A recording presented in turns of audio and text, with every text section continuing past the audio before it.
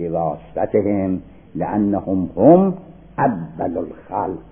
و قال رسول الله صلی الله علیه و آله و سلم اول مخلوق خلق هو نوری.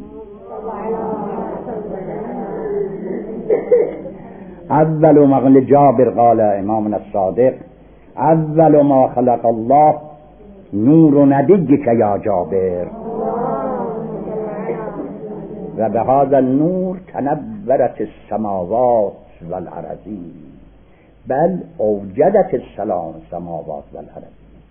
قبل نور النبی صلی الله علیه و آله و سلم ما کان ارضا ولا سماء ولا بشرا ولا خلقا ولا ملكا اول ما خلقه الله هذا النور.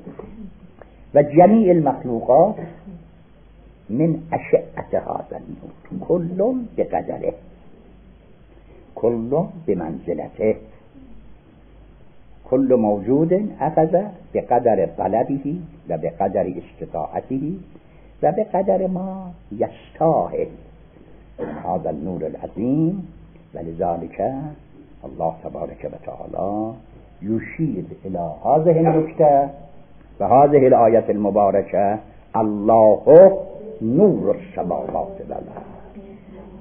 معناه الله منور السماوات والأرض، وهذا من باب المبالغة.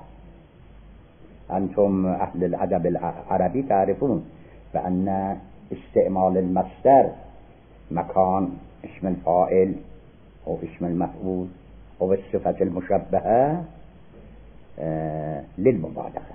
عند المبالغة يقول زيد عدل، عدل عبارة عن المصدر.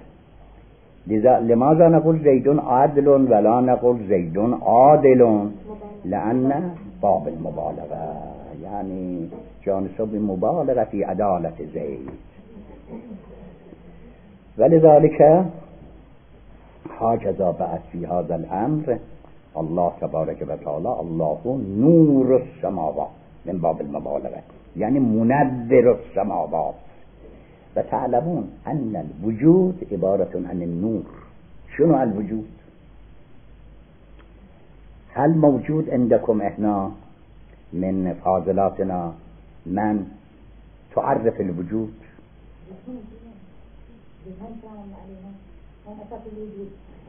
نفس الوجود ماكو معنى ماكو تعريف. يقول الشيخ السبزواري يقول مفهومه من أعرف الأشياء. وجود مفهومه معروف عند الناس ضد العدم. وكنهه في غاية الخفاء حقيقة الوجود ماهية الوجود. كنه الوجود مخفي، نحن موجودين أما لا نعلم شنو هذا الوجود. لا نعلم. نرى الوجود أما لا نعلم تعريفه. وأما التعريف اللي من أوحدنا رضوان الله عليه عن أئمتنا عليهم السلام يعني الوجود عبارة هو النور. الله نور السماوات والأرض يعني الله منذر السماوات والأرض بأي شيء؟ بالوجود، بأصل الوجود، بكنه الوجود. بحقيقة النور عبارة عن محمد وآل محمد.